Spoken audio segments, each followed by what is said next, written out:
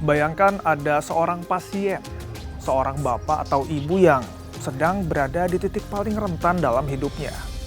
Tubuhnya bergantung sepenuhnya pada mesin cuci darah untuk tetap bernafas. Setiap minggu, pasien ini harus datang ke rumah sakit, rutin, tanpa jeda. Ini bukan pilihan, ini keharusan untuk menyambung nyawa. Tapi tiba-tiba, di satu pagi yang genting, namanya merah di layar komputer administrasi, ditolak. Alasannya bukan medis, alasannya administratif. BPJS PBI-nya non-aktif. Dan ini bukan cerita fiksi. Ini realita pahit yang sedang dihadapi banyak warga kita. Nyawa dipertaruhkan hanya karena persoalan data.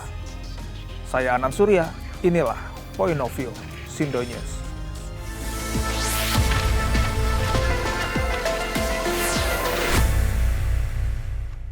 Mari kita bedah masalah ini dengan logika dan juga data. Kenapa isu ini jadi sangat krusial? Kita tidak sedang berbicara soal sakit flu atau demam biasa. Kita berbicara soal penyakit katastropik, gagal ginjal kronis. Coba kita hitung secara matematis.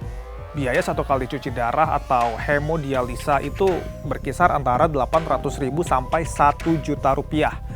Ya, seorang pasien rata-rata butuh 2 sampai 3 kali tindakan per minggu. Artinya dalam 1 bulan satu orang pasien butuh dana minimal 8 sampai 12 juta rupiah hanya untuk bisa bertahan hidup. Pertanyaannya sederhana, berapa banyak keluarga di Indonesia yang punya uang dingin sebesar itu setiap bulannya? Mungkin hampir tidak ada ya, kecuali lapisan ekonomi atas.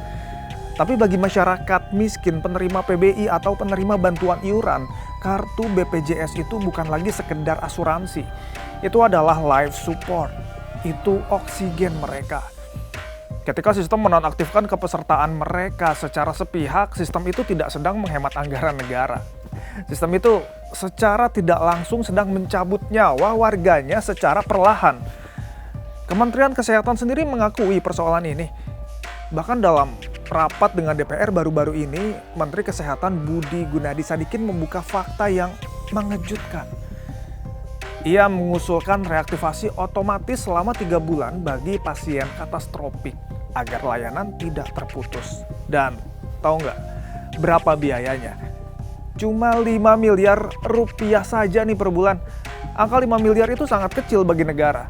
Tapi bagi ribuan pasien gagal ginjal, itu adalah harga dari sebuah nyawa. Jadi pertanyaannya, jika biayanya murah dan solusinya ada, ya kenapa eksekusinya masih berbelit-belit ya? Masalah utamanya bukan lagi di anggaran, tapi di eksekusi regulasi yang kaku. Banyak warga tidak sadar adanya aturan main yang sangat teknis tapi mematikan. Mari kita lihat aturannya. Permensos nomor 3 tahun 2021. Di sana diatur mekanisme reaktivasi. PBI yang nonaktif bisa dihidupkan kembali. Terdengar solutif?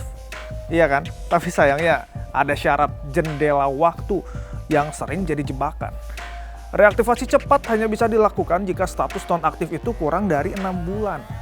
Jika seseorang warga miskin tidak sadar kartunya mati dan baru tahu saat sakit parah di bulan ke-7, mereka terkunci. Mereka tidak bisa reaktivasi instan. Mereka dianggap peserta baru.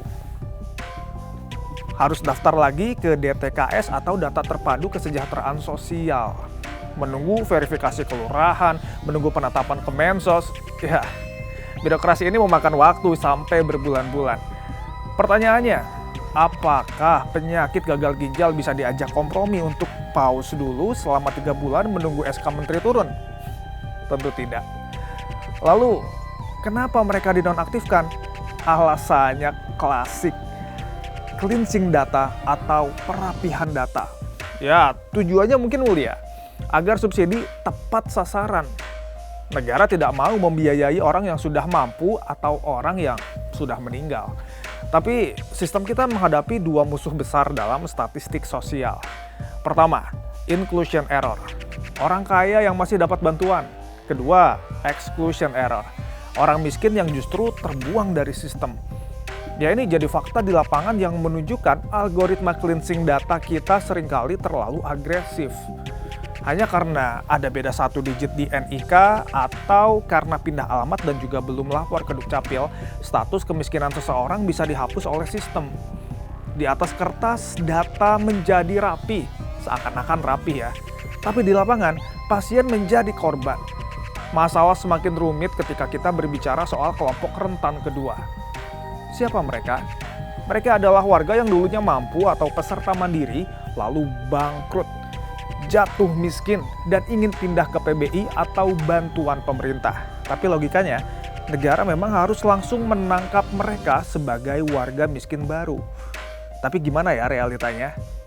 Realitanya, mereka banyak yang tertahan di pintu gerbang. Kenapa? Karena utang tunggakan. Sistem BPJS seringkali mengunci kepesertaan sampai tunggakan masa lalu lunas. Bayangkan ironinya. Seseorang sudah jatuh miskin, nggak punya uang buat makan, tapi disuruh melunasi utang iuran jutaan rupiah dulu, baru boleh berobat gratis. Disinilah peran penting janji pemerintah yang sempat dilontarkan Menko Muhaimin Iskandar di akhir 2025 lalu, pemutihan utang. Wacananya, utang macet, peserta yang turun kelas ke PBI akan dihapus atau ditalangi pemerintah. Ini mungkin langkah cerdas secara ekonomi. Kenapa? Karena memelihara utang macet dari orang miskin itu percuma. Uangnya tidak akan pernah kembali atau uncollectible. Tapi dampaknya justru membebani sistem kesehatan publik karena penyakit mereka makin parah jika tidak diobati. Sayangnya, hingga Februari 2026 ini, janji itu masih terasa lambat realisasinya di tingkat teknis. Petunjuk pelaksanaan dan juga petunjuk teknis belum sampai ke meja admin pendaftaran rumah sakit. Akibatnya apa? Pasien tetap ditagih, tetap ditolak, dan tetap bingung. Melihat sangkarut data, utang, dan nyawa ini, tim redaksi Sindo News telah merumuskan pandangan kritis dan ini bukan sekedar kritik. Ini adalah peta jalan solusi. Sindo News berpendapat. Ada 5 poin solusi mendesak yang harus dieksekusi sekarang juga. Pertama, dukung penuh usulan Menkes soal reaktivasi otomatis. Seperti yang disampaikan Menkes di DPR, biayanya hanya 5 miliar per bulan. Ini receh bagi negara. Jadi, Kementerian Sosial dan BPJS harus segera ketok palu. Jangan biarkan usulan bagus ini menguap jadi wacana rapat saja. Langsung eksekusi, aktifkan kepesertaan pasien kritis tanpa syarat administrasi yang rumit. Kedua, proteksi absolut untuk pasien kronis. Kemensos dan BPJS harus membuat whitelist. Pasien yang sedang dalam perawatan rutin penyakit katastropik haram hukumnya dinonaktifkan secara otomatis oleh sistem apapun alasannya. Kecuali pasien meninggal dunia. Perubahan status ekonomi atau error data tidak boleh memutus layanan cuci darah yang sedang berjalan. Ketiga, reformasi sistem notifikasi aktif. Hentikan budaya kaget di loket. Negara wajib memberitahu warganya sebelum mencabut haknya. Kirim SMS, WhatsApp, atau surat peringatan 30 hari sebelum penonaktifan PBI. Beri rakyat kesempatan menyanggah data sebelum vonis dijatuhkan. Jangan sampai warga baru tahu kartunya mati saat sudah terbaring di IGD. Keempat, eksekusi nyata pemutihan utang. Pemerintah harus segera menerbitkan regulasi teknis pemutihan utang dari peserta mandiri yang turun kelas ke PBI. Jangan jadikan ini janji politik semata. Ini adalah bailout kemanusiaan yang lebih prioritas dibanding bailout korporasi. Realisasikan sekarang. Kelima, integrasi data real time. Masalah NIK tidak padan harus diselesaikan di hulu atau Dukcapil, bukan dibebankan ke pasien di hilir atau rumah sakit. Integrasi data Kemensos, BPJS, dan juga Dukcapil harus seamless. Jangan korbankan rakyat hanya karena kementerian gagal sinkronisasi database. Bapak, Ibu, dan juga saudara-saudara sekalian, handai taulan sekalian, hak atas kesehatan adalah hak konstitusional. Ia tertulis jelas dalam Undang-Undang 1945, Pasal 28H. Negara bertugas menjamin, bukan mempersulit. Sistem jaminan sosial kita dibangun untuk menolong manusia, bukan untuk melayani mesin birokrasi.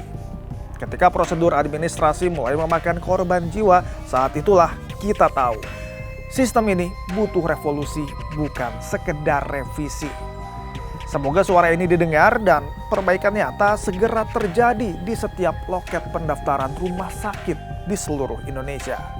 Saya Anam Surya, sampai jumpa.